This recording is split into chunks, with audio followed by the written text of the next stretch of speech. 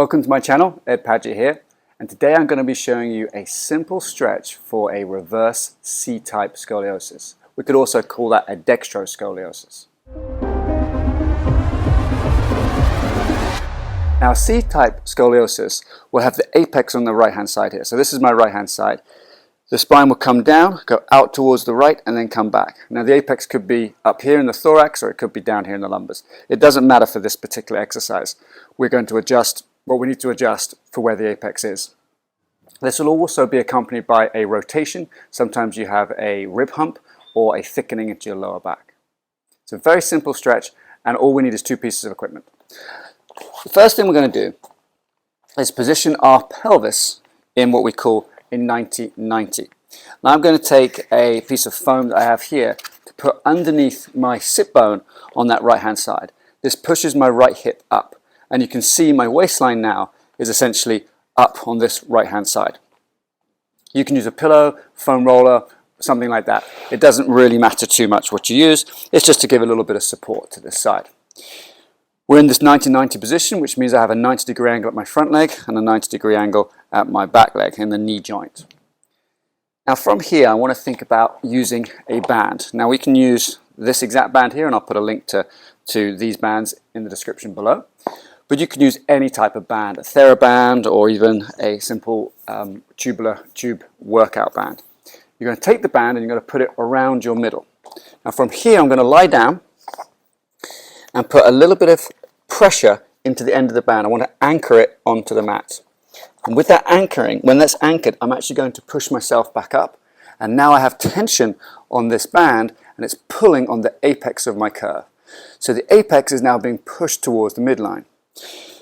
Below the apex, with this hip being up, I'm also pushing the lower curve towards the midline as well.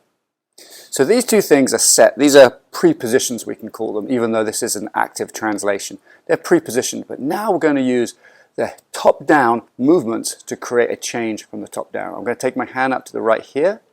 I'm simply going to lean as far as I can towards the right. So I'm getting a top-down stretch into my curve. Preposition from the bottom, active movement from the top. Now if you do this and it hurts, you can change the distance you move, you can make it smaller, and you can change the speed at which you move.